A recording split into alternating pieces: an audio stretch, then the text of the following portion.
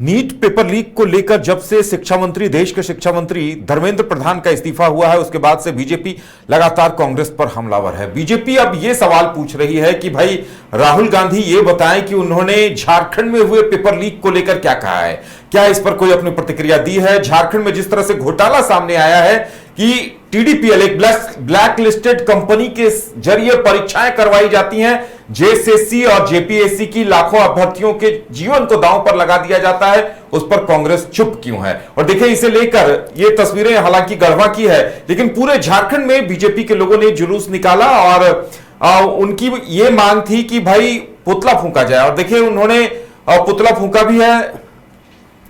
ये जो तस्वीरें हैं, इस एक तरफ जेएमएम के लोग जहां बीजेपी के नेताओं का पुतला फूंक रहे थे, वहीं बीजेपी के वे लोग निकले। और अब सवाल यह उठाया जा रहा है कि कर्नाटक में भी पेपर लीक की घटनाएं हुई हैं, पंजाब में भी पेपर लीक की घटनाएं हुई हैं। तो पंजाब में आपकी सरकार है, कर्नाटक में कांग्रेस की सरकार है और यहां कांग्रेस गठबंधन में है। तो बीजेपी का निशाना अब इस बात को लेकर है कि आखिर कांग्रेस की तरफ से, राहुल गांधी की तरफ से इन तीनों स्टेट को लेकर चुप्पी क्यों है। हमारे साथ हमारे वरिष्ठ सहयोगी राकेश रंजन जी हैं।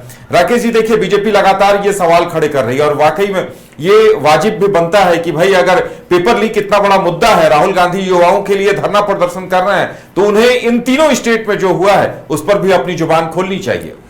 देखिए, जुबान तो हर राजनेता की हर उस राज्य के लिए खुलनी चाहिए जहां पर पेपर लीक होते हैं, क्योंकि देखिए अल्टीमेटली राजनीतिक दल तो अपनी राजनीति करती है, लेकिन जो सफर करते हैं वो सबसे ज्यादा युवा सफर करते हैं जब बे परीक्षाओं में इस तरह की गड़बड़ियां होती हैं। तो देखिए, बीजेपी का मानना है कि राहुल गांधी सिलेक्टिव हैं। जैसे नीट पेपर लीक वाले मामले में राहुल गांधी सामने निकल कर आए और ये जो कॉकरोच जनता पार्टी का आंदोलन हुआ उसको समर्थन दिया। तो जो बीजेपी सवाल खड़े कर रही है वो ये खड़े कर रही है कि राहुल गांधी फिर अन्य राज्यों में क्यों चुप हैं। अगर आपको याद हो, जब रघुवर दास ने कल प्रेस कॉन्फ्रेंस किया था तो उन्होंने इस बात पर जोर दिया और पूछा भी कि क्या राहुल गांधी को झारखंड की जनता या झारखंड के युवाओं की चिंता नहीं है।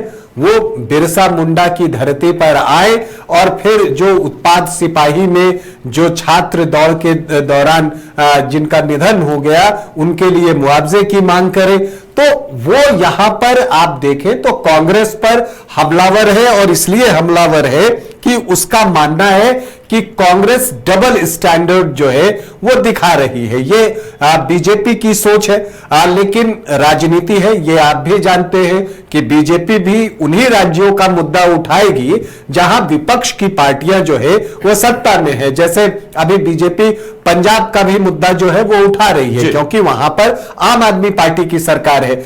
अगर देखिए, राजनीतिक दलों की ईमानदारी तो तब मानी जाएगी जब आप अपने शासित प्रदेशों में भी अगर पेपर लीक हुआ है तो उसके लिए आवाज उठाइए।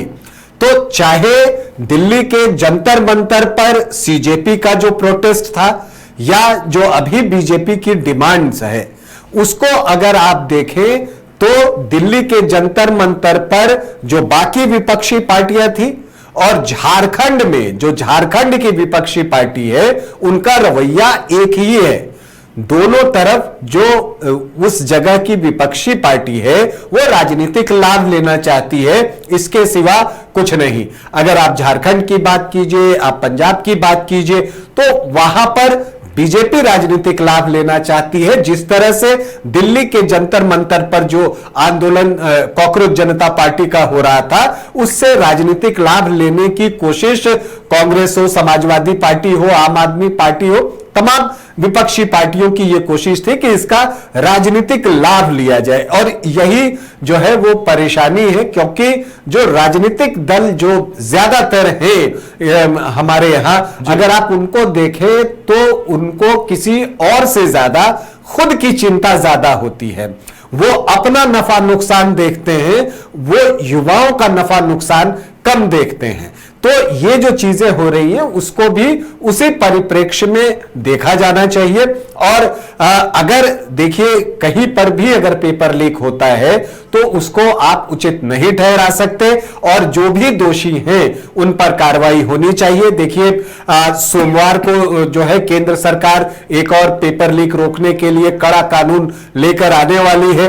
अब क्या कुछ उस कानून में आता है, चर्चाएं बहुत तरह की हैं, लेकिन जब तक उसको टेबल ना कर दिया जाए, वो पास ना हो जाए, उस पर कुछ कहना थोड़ी जल्दबाजी होगी। क्या कुछ उससे निकल कर आता है, लेकिन कुछ चीजें तो ये भी हैं कि कुछ संस्थागत कमजोरियां परीक्षाओं के आयोजन से जुड़ी हुई हैं और वो किसी एक राज्य की समस्या नहीं है। प्रधानमंत्री ने भी एक दिन इस तरह की बातें कही थी कि पेपर लीक का जो मामला है वो सिर्फ केंद्र से नहीं जुड़ा है, वो राज्यों के साथ भी जुड़ा हुआ मामला है। तो ये बात सही है, लेकिन यहां पर अगर आप इसके मूल में जाए तो ये संस्थागत कमजोरियां हैं और जो राजनीतिक इच्छा शक्ति है वो थोड़ी सी कमजोर दिखती है कि उसको ठीक करने की।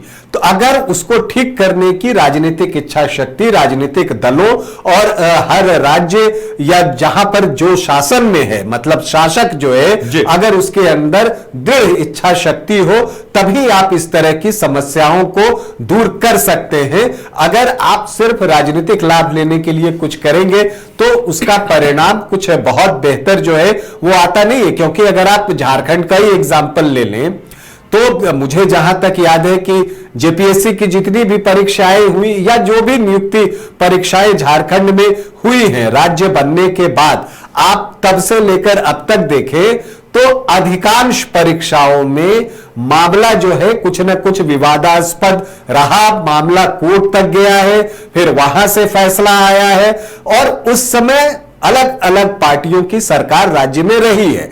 तो मेरा यही कहना है कि एक दृढ़ इच्छा शक्ति जो भी शासक वर्ग है उसके अंदर जब तक नहीं होगा, पेपर लीक की समस्या को सॉल्व करना आसान नहीं होगा। चलिए, अब देखने वाली बात यह होगी कि झारखंड सरकार की तरफ से कार्रवाई क्या कुछ होती है, क्योंकि हवाला इस बात का भी दिया जा रहा है कि केंद्र ने जो 10 साल की सजा और 10 करोड़ के जुर्माने वाला प्रावधान लेकर आई है, वो प्रावधान झारखंड में 2023 में ही सरकार लेकर आई है। अब उसे अमल में लाने का वक्त है और कौन कौन इसकी जद में आते हैं ये देखना दिलचस्प होगा। घर रहने का मकान भर नहीं, ये खुशियों की तिजोरी है। दरवाजे पर दस्तक देता पड़ोस, खिड़कियों से उमड़ आता आसमां, तारों में उलझी ऐसी ना जाने कितनी दास्तां। कहती हैं चले डायमंड सिटी, एक सफर हम सफर के साथ अपने घर तक। Diamond city, life long bonding, 500 से ज्यादा खुशहाल डायमंड परिवार। जल्दी करें, सिर्फ 200 फ्लैट बाकी। आज ही बुक करें अपना आशियाना।